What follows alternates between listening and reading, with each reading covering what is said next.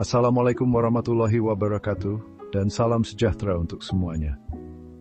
Video kali ini akan membahas tentang memahami lensa politik, sebuah pengantar pendekatan. Dalam dunia politik yang rumit, kita perlu jeli dalam membaca dan memahami setiap peristiwa. Disinilah pentingnya pendekatan. Dalam ilmu politik, pendekatan itu seperti cara kita untuk memahami dan menjelaskan apa yang terjadi di dunia politik. Bayangkan seperti kacamata, setiap jenis kacamata akan memberikan pandangan yang berbeda. Pendekatan juga begitu. Ia membantu kita melihat lebih jelas sisi-sisi dalam politik, mulai dari perilaku seseorang sampai bagaimana negara bekerja. Nah, penasaran kan apa saja pendekatan yang bisa kita pakai untuk memahami dunia politik yang penuh teka-teki ini? Yuk, kita bahas satu persatu. Setiap orang pasti ingin sistem politik yang ideal, yang adil, jujur, dan menyejahterakan rakyatnya. Disinilah peran pendekatan normatif. Pendekatan ini mengajak kita untuk tidak hanya melihat apa adanya, tetapi juga memikirkan bagaimana seharusnya. Pendekatan ini berfokus pada nilai-nilai dan cita-cita yang ingin dicapai dalam politik. Contohnya pertanyaan seperti, bagaimana seharusnya sistem demokrasi yang ideal? Atau bagaimana peran pemerintah dalam menciptakan keadilan sosial? Adalah pertanyaan yang muncul dari pemikiran normatif. Pendekatan ini mendorong kita untuk berpikir kritis, mempertanyakan, dan mencari model ideal untuk menilai sistem politik yang ada. Namun, ada juga yang mengkritik pendekatan ini karena dianggap terlalu idealis, terlalu fokus pada seharusnya, hingga mengabaikan realita yang rumit. Kritik ini perlu kita pikirkan bahwa idealisme haruslah sejalan dengan kenyataan. Walaupun begitu, pendekatan normatif tetap penting, terutama dalam menentukan tujuan, cita-cita, dan nilai-nilai dalam berpolitik. Ia seperti kompas yang memandu kita untuk membangun sistem politik yang lebih baik, yang tidak hanya efektif, tetapi juga bermoral. Di tengah carut-marut politik, pendekatan normatif hadir sebagai pengingat akan pentingnya etika dan cita-cita luhur. Ya, berjekundal dalam politik suari. Lembaga-lembaga politik seperti DPR, Presiden, dan birokrasi ibarat jantung dan urat nadi dalam sistem politik. Disinilah kekuasaan mengalir, kebijakan dibuat dan dijalankan. Pendekatan institusional mengajak kita untuk menyelami peran dan fungsi lembaga-lembaga formal ini dalam politik. Para penganut pendekatan ini percaya bahwa untuk memahami perilaku politik, kita perlu memahami aturan main yang ditetapkan oleh lembaga-lembaga tersebut. Ibarat permainan sepak bola, setiap pemain punya posisinya masing-masing dan aturan yang harus diikuti. Memahami aturan ini penting untuk memenangkan pertandingan. Pendekatan institusional sering digunakan untuk menganalisis efektivitas lembaga-lembaga negara, hubungan antar lembaga, dan bagaimana mereka mempengaruhi pengambilan keputusan politik. Contohnya penelitian tentang kinerja DPR dalam membuat undang-undang dan mengawasi pemerintah adalah salah satu contoh penerapan pendekatan ini. Namun, pendekatan ini juga mendapat kritik. Ada yang menganggap pendekatan institusional terlalu kaku, terlalu fokus pada struktur dan mengabaikan hal-hal informal yang terjadi di luar lembaga formal. Padahal, realitas politik tidak hanya terjadi di gedung DPR, tetapi juga di ruang-ruang diskusi, di media sosial, dan di tengah masyarakat. Kritik ini perlu kita renungkan, bahwa lembaga politik bukanlah sesuatu yang statis dan kebal dari pengaruh luar. Meskipun begitu, pendekatan institusional tetap relevan untuk memahami bagaimana lembaga ini bekerja dan mengalami proses politik. Jika pendekatan institusional fokus pada struktur formal, pendekatan perilaku justru mengajak kita melihat apa yang terjadi di balik layar, menelisik motivasi, persepsi, dan perilaku orang-orang yang terlibat dalam politik. Pendekatan ini muncul sebagai respon terhadap pendekatan institusional yang dianggap terlalu kaku dan mengabaikan faktor manusia. Pendekatan perilaku mencoba memahami mengapa seseorang atau kelompok memilih partai politik tertentu, mendukung kebijakan tertentu, atau ikut dalam demonstrasi. Fokusnya adalah pada tindakan dan perilaku nyata, bukan hanya struktur formal. Survei, wawancara, dan eksperimen adalah beberapa metode yang sering digunakan dalam pendekatan perilaku. Data yang terkumpul dianalisis untuk mengidentifikasi pola perilaku, motivasi, dan faktor-faktor yang memengaruhi pilihan politik seseorang atau kelompok. Pendekatan ini sangat membantu dalam memahami dinamika politik, terutama dalam hal partisipasi politik, perilaku pemilih, dan gerakan sosial. Ia membantu kita memahami faktor-faktor psikologis, sosial, dan budaya yang memengaruhi pilihan dan tindakan politik. Meskipun begitu, pendekatan perilaku juga punya keterbatasan. Kritik utama terhadap pendekatan ini adalah sulitnya dalam membuat generalisasi.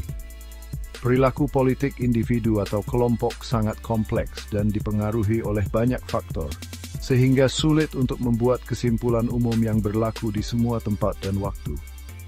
Walaupun begitu, pendekatan perilaku tetap relevan untuk memahami kompleksitas perilaku politik dan faktor-faktor yang memengaruhinya.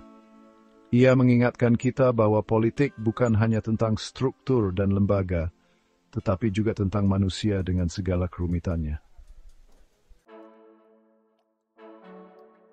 Bayangkan sistem politik seperti jaring laba-laba yang rumit. Setiap benang saling terhubung dan saling memengaruhi.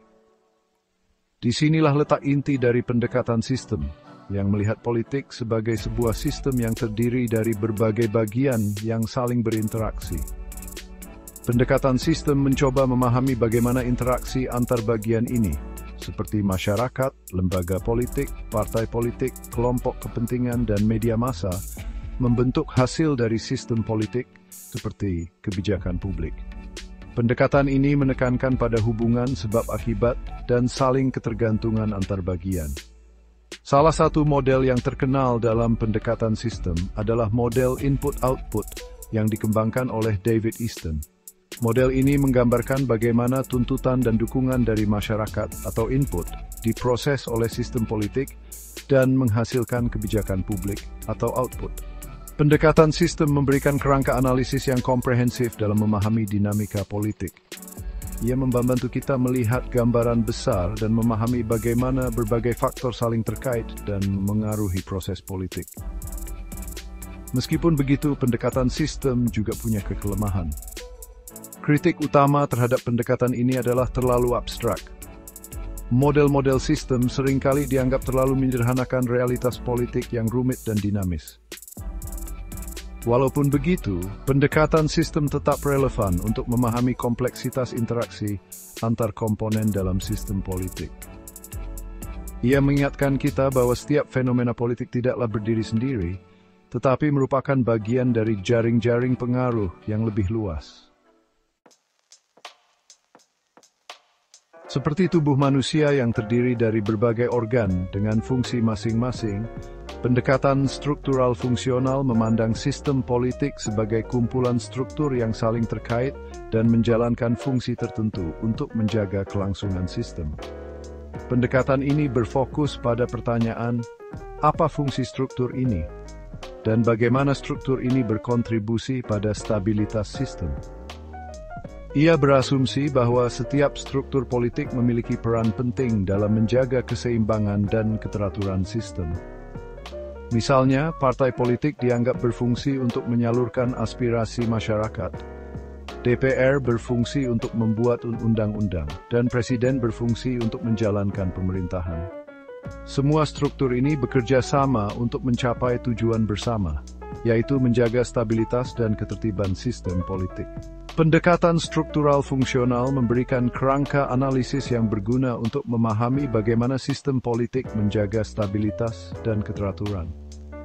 Ia membantu kita mengidentifikasi fungsi-fungsi penting dari setiap struktur politik dan memahami bagaimana struktur-struktur ini saling bergantung. Namun, pendekatan ini juga menuai kritik. Kritik utama terhadap pendekatan struktural fungsional adalah bias konservatifnya. Pendekatan ini cenderung menganggap bahwa kondisi saat ini adalah kondisi yang ideal dan setiap perubahan dapat mengancam stabilitas sistem. Padahal perubahan sosial dan politik adalah keniscayaan, dan sistem politik yang adaptif harus mampu mengakomodasi perubahan tersebut. Meskipun begitu, pendekatan struktural fungsional tetaplah relevan untuk memahami bagaimana sistem politik menjaga stabilitas dan keteraturan. Ia mengingatkan setiap struktur politik memiliki peran penting dalam membaca keseimbangan sistem. Konflik seperti api selalu hadir dalam panggung politik. Ia adalah akibat dari perbedaan kepentingan, ideologi, dan identitas. Pendekatan konflik mengajak kita untuk tidak menutup mata terhadap realitas ini, melainkan menjadikannya sebagai lensa untuk memahami dinamika politik. Pendekatan ini berpandangan bahwa konflik adalah bagian yang tidak terpisahkan dari politik, pendorong perubahan sosial dan politik. Konflik jika dikelola dengan baik, dapat menjadi energi positif untuk mencapai keadilan dan kesetaraan.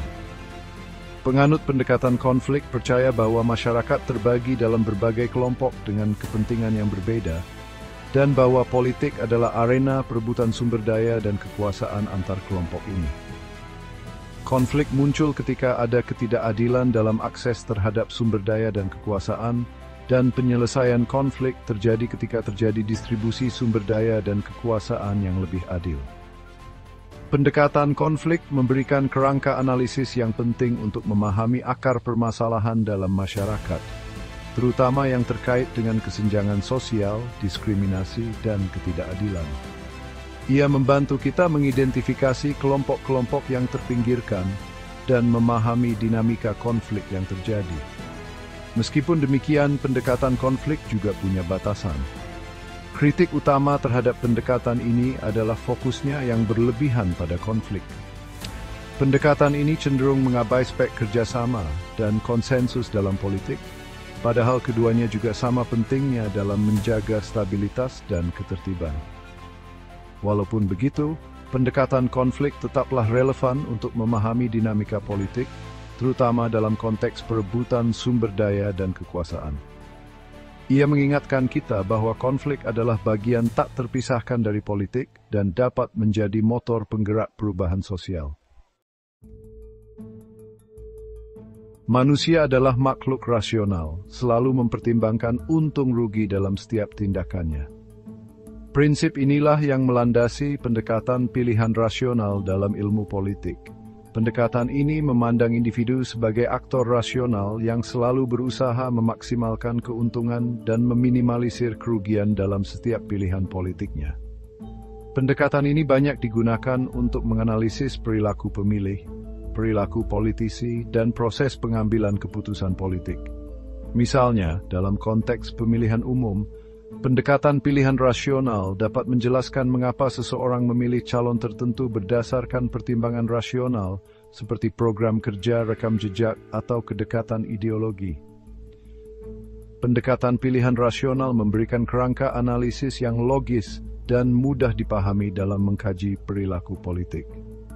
Ia membantu kita memahami motif di balik setiap tindakan politik dan memprediksi pilihan-pilihan yang mungkin diambil oleh aktor politik.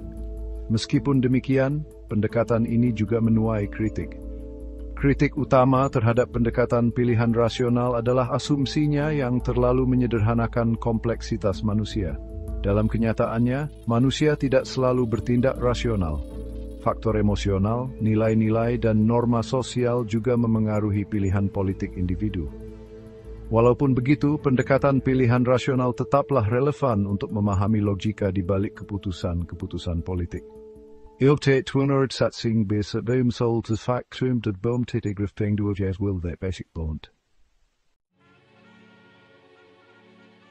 Jas merah, jangan sekali-kali melupakan sejarah. Ungkapan yang dipopulerkan oleh Bung Karno ini mengingatkan kita akan pentingnya sejarah sebagai cermin untuk memahami masa kini dan merancang masa depan. Begitu pula dalam ilmu politik, pendekatan historis hadir sebagai lensa untuk menelisik akar historis dari fenomena politik kontemporer. Pendekatan ini berpandangan bahwa untuk memahami politik hari ini, kita perlu menelusuri jejak-jejak sejarahnya. Peristiwa masa lampau, ideologi yang berkembang, tokoh-tokoh yang berpengaruh, semuanya membentuk lanskap politik yang kita saksikan saat ini.